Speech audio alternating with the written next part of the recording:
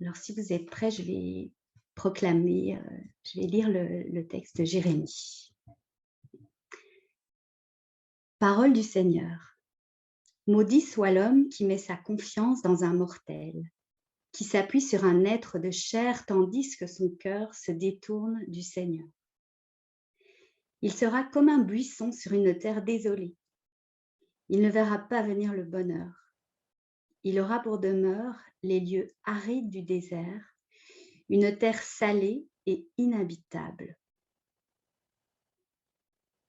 Béni soit l'homme qui met sa confiance dans le Seigneur, dont le Seigneur est l'espoir. Il sera comme un arbre planté au bord des eaux, qui étend ses racines vers le courant. Il ne craint pas la chaleur quand elle vient et son feuillage reste vert. Il ne redoute pas une année de sécheresse, car elle ne l'empêche pas de porter du fruit.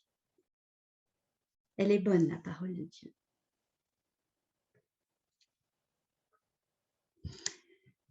Alors, sans regarder le texte, on pourrait y aller avec peut-être la mémoire du texte. Et si on a besoin, on ira reconfirmer à l'intérieur du texte si on a oublié des bouts.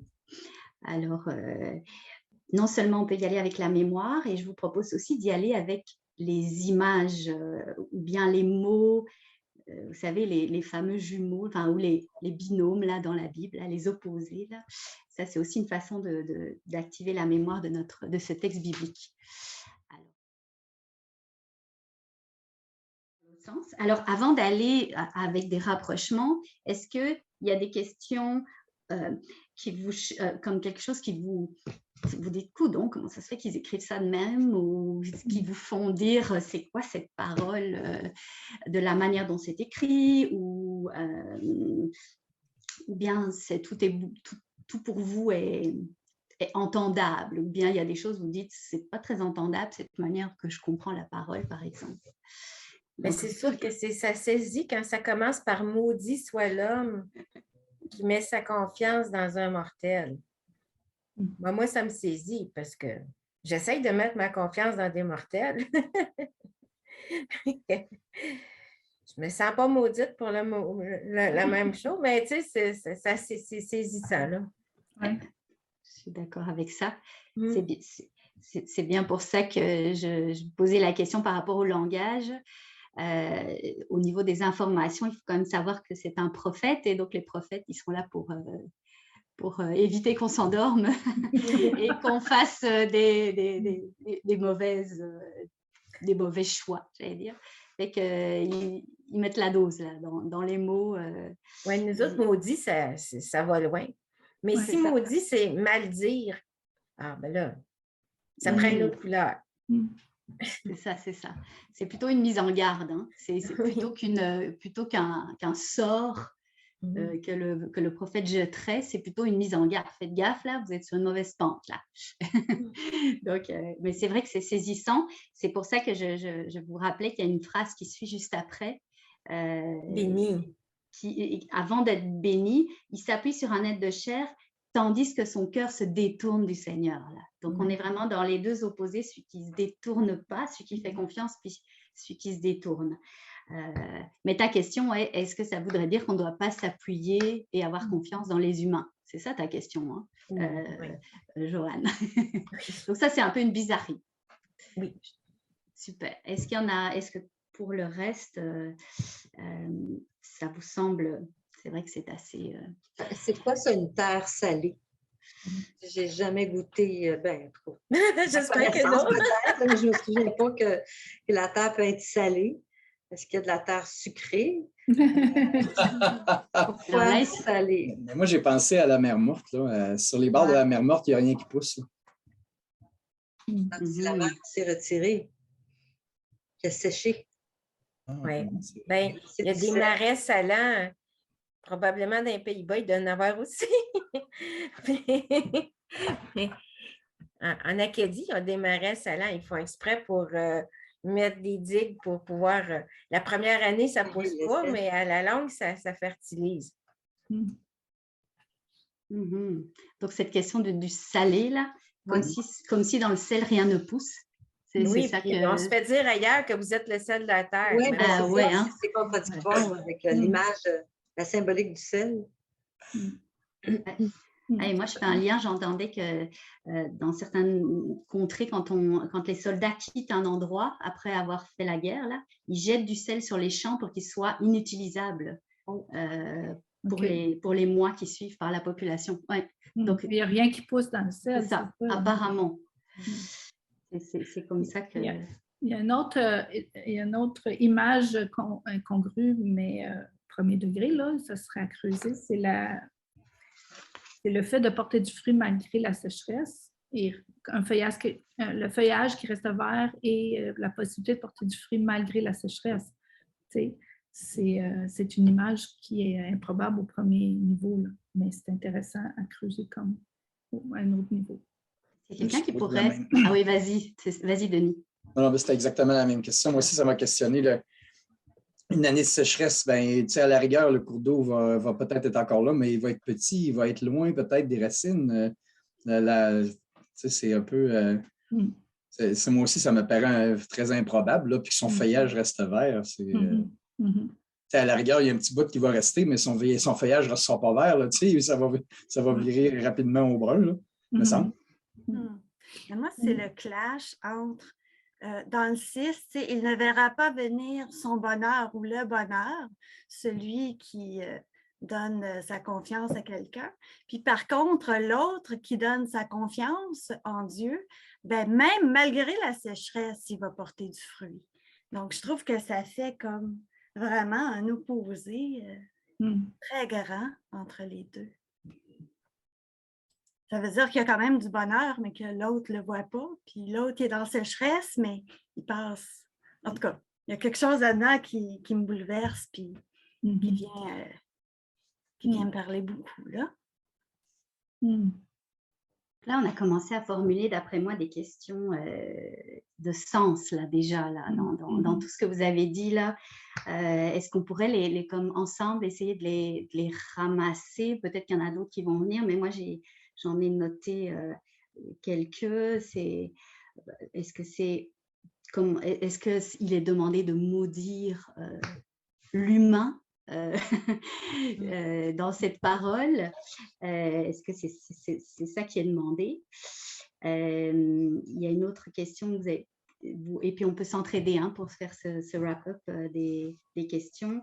Est-ce qu'il y avait la question de est-ce que c'est possible de porter du fruit et d'avoir du feuillage vert malgré la sécheresse, là? Puis il y avait la question de la terre salée, qu'est-ce que ça pourrait représenter là, aussi? Ouais. Qui est inhabitable. Et qui, moi, Geneviève me fait penser à quelque chose. C'est quoi ça, voir venir le bonheur? Ça prend-tu des longues vues? Ça arrive-tu en autobus?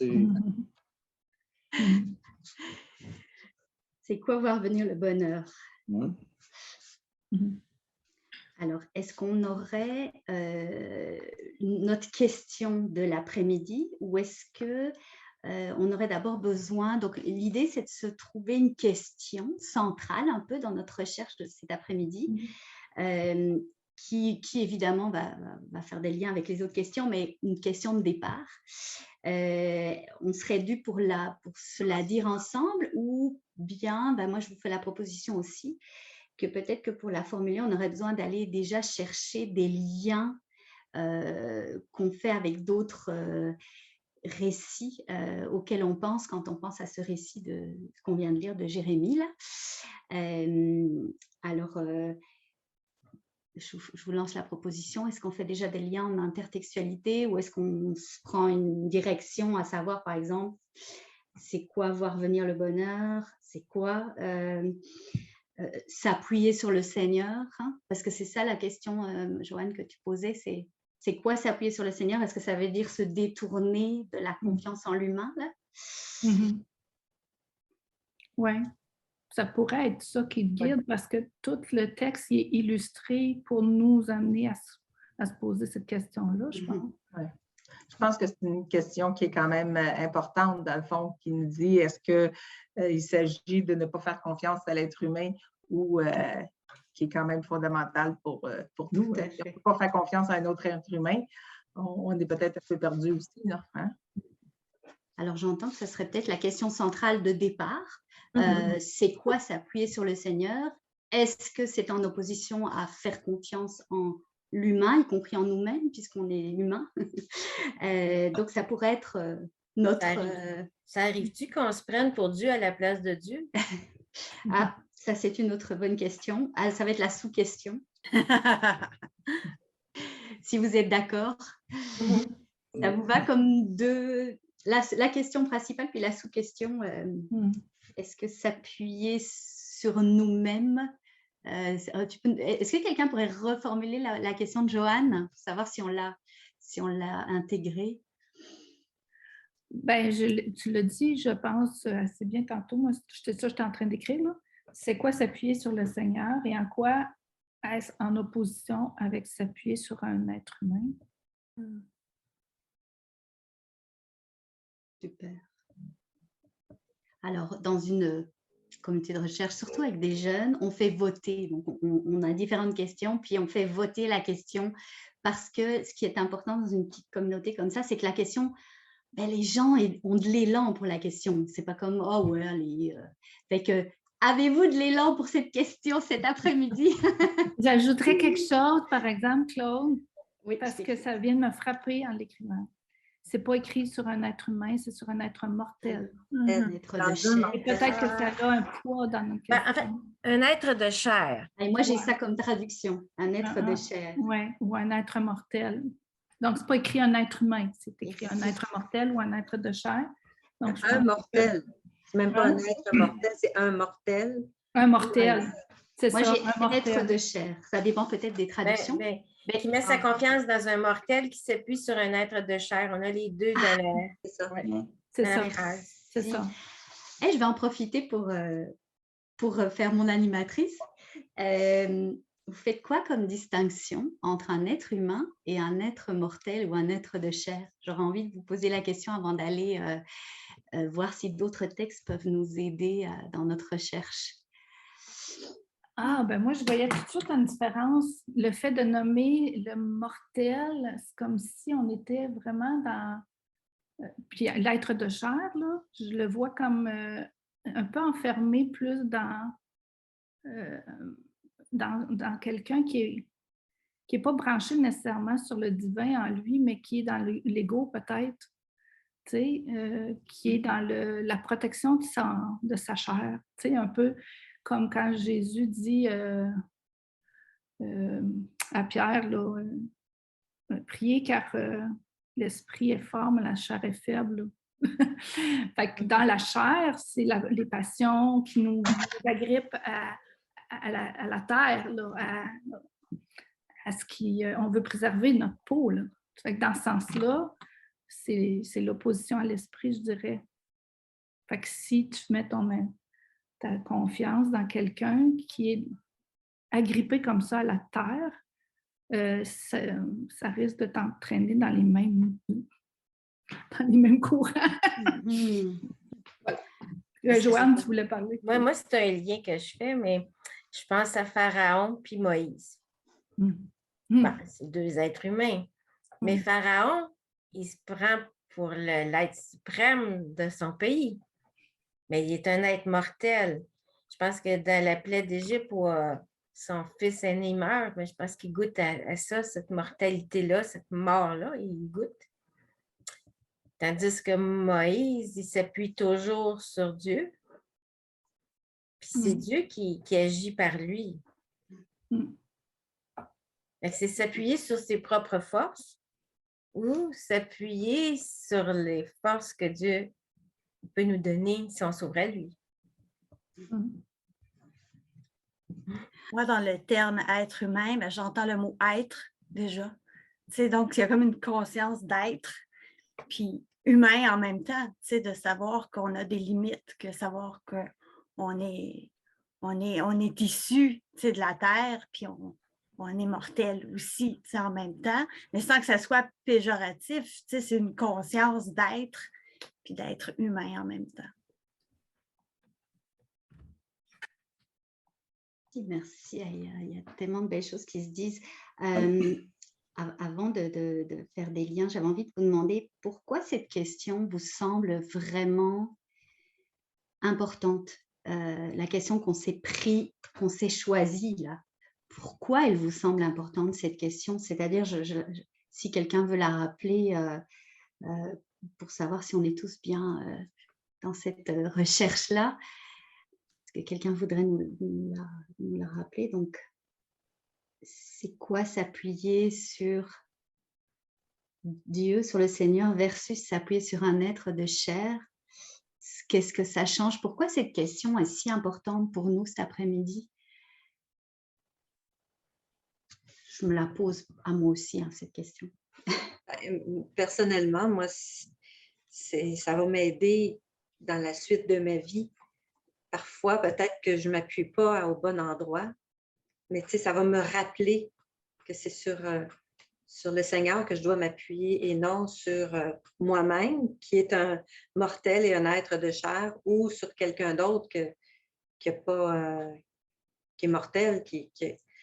Moi, ça me fait penser beaucoup à la parabole de la maison bâtie sur le roc, sur le sable, c'est ça. Donc, c'est parce que vraiment, ça peut avoir un impact dans ma vie si quand je fais le mauvais choix, quand je ne m'appuie pas au... Moi qui reviens d'un épuisement professionnel, je peux le dire, hein? Quand on s'appuie trop sur nos propres forces, ben, ça clenche. ça ne fait pas. Alors, c'est toujours s'appuyer à la bonne place, s'appuyer sur Dieu en soi et dans les autres qui nous entourent. C'est mon expérience que je vis maintenant.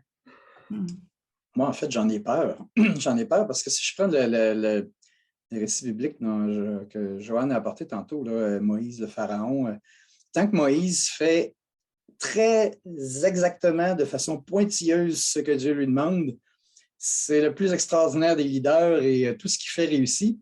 Et là, une fois, il va donner un coup de bâton de trop sur un rocher et le Seigneur lui dit « Ah, c'est fini, tu vas mourir avant d'atteindre la terre promise. Just too bad, mon gars. » C'est comme si il demeure leader, il demeure un bon leader, le peuple continue à suivre, Dieu continue à passer à travers lui, mais la mort et la perte de la terre promise lui sont infligés comme châtiment. Mais là, moi, dans ma vie, il n'y a pas juste une fois que j'ai donné un coup de bâton de trop. Tu sais, je sais pas, moi, je trouve ça épeurant. Là. Moi, je trouve ça épeurant pour une autre raison, c'est la radicalisation. C'est que là, de plus en plus, on sent qu'il y a un clivage, qu'il y a des gens qui, d'un côté, veulent plus rien savoir de Dieu, puis il y en a d'autres aussi qui oublient de se rallier aux autres humains, tu sais, dans leur recherche de Dieu. Donc, je trouve que là, il commence à avoir deux façons radicales. C'est ce qui me fait peur, moi, puis que je trouve épeurant, parce qu'on dirait que là, on n'arrivera plus à se parler à un moment donné ou à établir des liens, tu sais, les uns avec les autres. Moi, j'entends que Geneviève, tu apportes un nouvel élément. Je ne sais pas les autres ce que vous en pensez, mais d'après moi, c'est un nouvel élément, à savoir comme une sous-question, là. Est-ce qu'il y a... c'est comme une sous-question que j'entends, mais peut-être que vous l'entendez aussi, comme une espèce de danger de radicalisation dans les deux sens, là. Et puis, d'être déconnectés les uns des autres, là. Donc, c'est comme une autre question que tu nous envoies. Comment s'appuyer sur Dieu sans être, j'allais dire, complètement extrémiste, déconnecté de l'humanité, là. Alors, je pourrais vous la relancer, cette question-là. Comment s'appuyer sur Dieu sans être déconnecté de notre humanité et de l'humanité des autres? Est-ce que quelqu'un pourrait nous...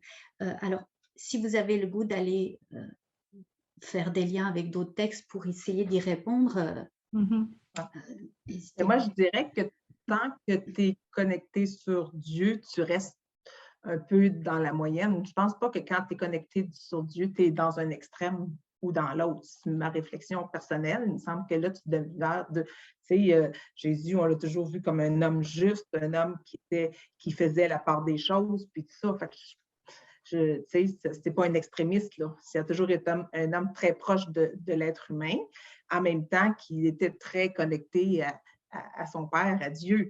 Donc, puis il n'était pas ni dans un extrême ni dans l'autre. Au contraire, il a ramené les pharisiens, il a ramené les deux côtés là, vers une ligne centrale et équilibrée. Alors, si on est dans un extrême ou dans l'autre, je ne pense pas que, c'est peut-être un jugement, là, mais il me semble que quand on est connecté sur Dieu, on est plus dans le central, là, dans l'équilibre des choses. Dans le respect aussi de l'autre. Dans le respect. Oui, absolument. Ben, moi, je dirais que ça dépend de l'image qu'on a de Dieu. Parce que, oui, c'est ça, la radicalisation, elle apparaît quand on a des images de Dieu qui sont erronées puis qui s'éloignent de ce que le Christ nous présente. À ce moment-là, ben, mon petit bon Dieu, des fois, c'est quasiment moi-même, mon petit bon Dieu. L'accaparer. Oui, c'est ça, c'est qu'on ne devient pas soi-même en Dieu dans une saine relation avec les autres. C'est qu'on s'accapare Dieu pour soi-même aussi. C'est compliqué, là, mais... Ou un Dieu juge. Ou un Dieu juge aussi, qui nous permet de juger l'autre. Parce que l'humain et le divin, c'est une alliance. C'est ce que le Christ est venu nous révéler. C'est pas séparé l'un de l'autre.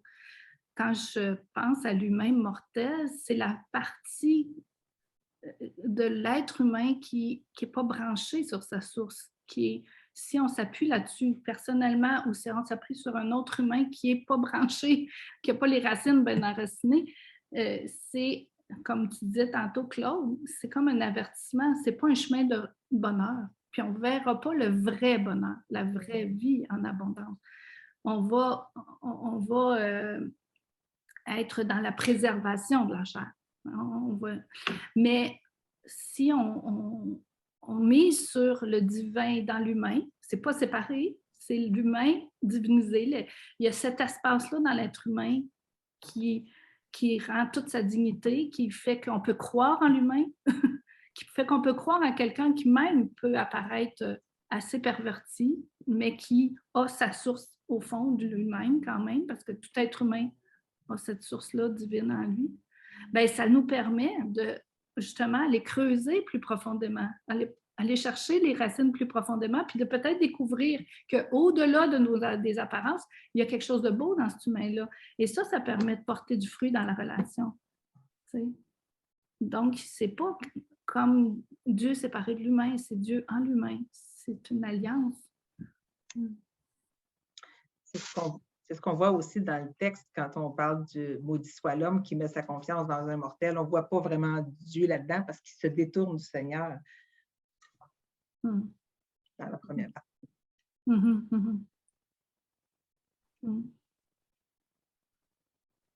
Ça pourrait être quelqu'un qui a une vision fausse, comme un peu disait Joanne, du Seigneur, puis qui essaie d'entraîner les autres dans sa rigidité ou dans son radical à lui, tu sais. Parce qu'un peu comme les pharisiens, comme disait Lucie tantôt, tu sais, il y a un moment donné, Jésus leur disait, ben c'est pas ça, c'est votre loi que vous avez fait, vos rigidités, vos façons de pratiquer, ça ressemble pas à Dieu, pas en tout, là. C'est pas ça qu'il veut, tu sais. Puis que tu manges de la viande de porc ou pas, tu sais, comme le disait Paul à un moment donné, ou que tu sois circoncis ou pas, tu sais, tu as accès à ça pareil. J'entends le corps aussi là-dedans, parce qu'on mange à tous les jours, puis on a des besoins à tous les jours, puis tous nos petits bouts de notre corps nous appartiennent aussi. Donc, je trouve qu'il y a quelque chose là-dedans, quand même. Moi, je l'entends beaucoup aussi comme un texte de discernement, qui résonne avec le Deutéronome, là, le Deutéronome au chapitre 30, me semble, ou 3, ou je ne sais plus, là. Il y a un 3 dedans. C'est quand Dieu dit je mets devant toi un chemin de vie et un chemin de mort. C'est quasiment toujours comme ça. Il y a des dans le discernement, il on sent qu'il y a des chemins qui nous mènent vers notre perte, vers notre déshumanisation, puis vers la divinisation de l'humain, l'humanisation à son plein potentiel. Puis c'est ça que j'entends. Fait que j'entends pas maudit, je pense qu'il doit y avoir sûrement une autre traduction qui dit quelque chose comme c'est un chemin de malheur, puis c'est un chemin de bonheur. Tu sais, d'aller d'un bord ou d'aller de l'autre bord, de prendre cette tendance-là, ouais, c'est ça. Fait que, tu sais, il y a d'autres, les béatitudes, c'est en termes de bienheureux, hein? Ben, je l'entends comme ça, comme ça. Un chemin de bonheur, puis un chemin qui va plus t'entraîner dans le malheur, tu sais, dans le... C'est ça. Une route sèche. Oui, desséchant. Puis on peut le pressentir dans notre expérience qu'il y a des chemins qui nous ont desséchés, qui nous ont éteints, qui nous enlèvent notre feu sacré. Justement, je vais en profiter pour pitcher un critère.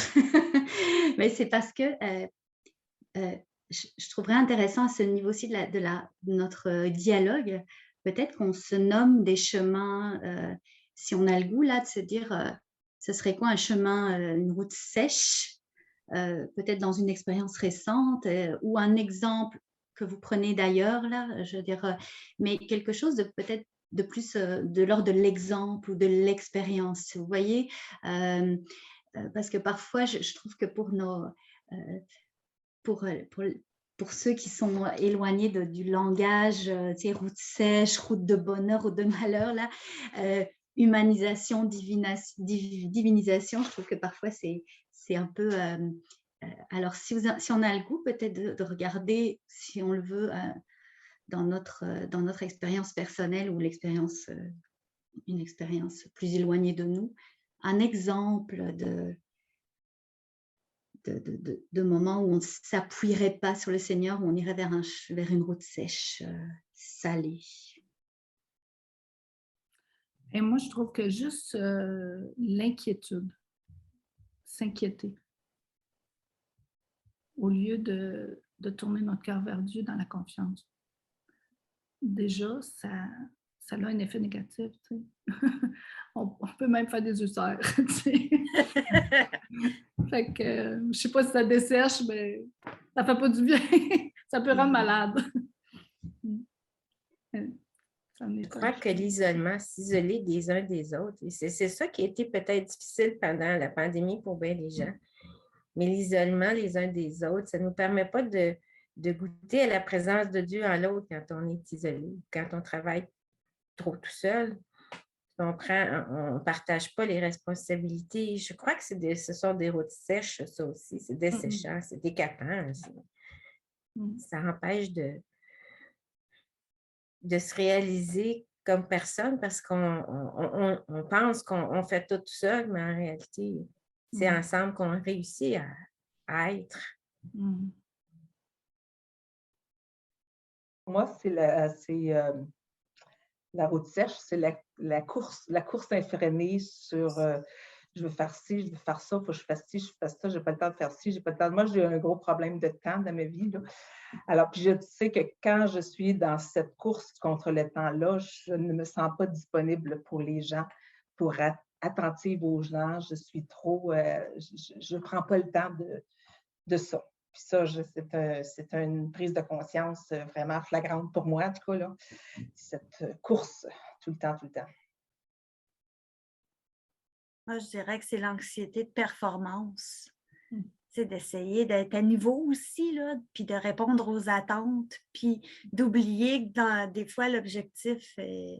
Ben, en tout cas, en théologie puis en catéchèse, l'objectif, c'est pas ça. Donc, mais on veut quand même faire bien les choses, on veut quand même offrir quelque chose de qualité aussi. Là. Donc, c'est cette dualité-là, je trouve, qui est difficile à balancer. Ben, j'ajouterais, je peux-tu compléter l'idée de Geneviève? Parce que je trouve que l'anxiété de performance, c'est vraiment s'appuyer sur nos seules forces. C'est ça qui fait de l'anxiété de performance.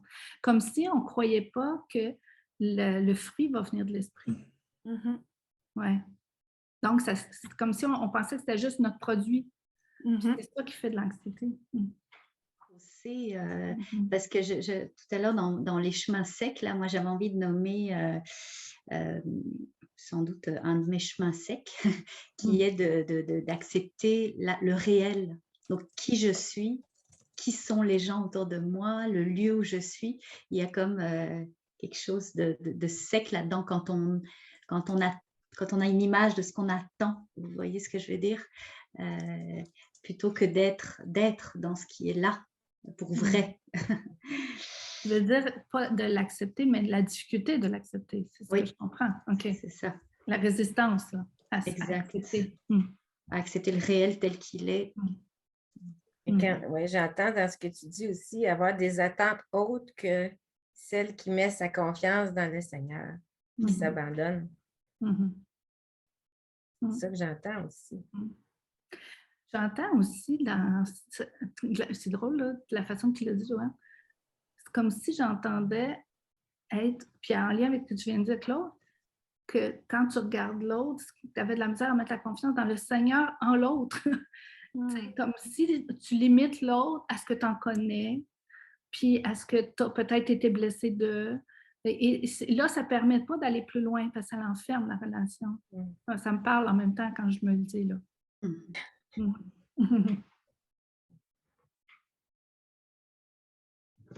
En ce sens-là, le pardon, c'est une route de bonheur. Parce qu'on peut apprendre à voir l'autre autrement que juste par la blessure qu'elle nous a peut-être faite ou qu'on s'est faite dans notre tête, en tout cas.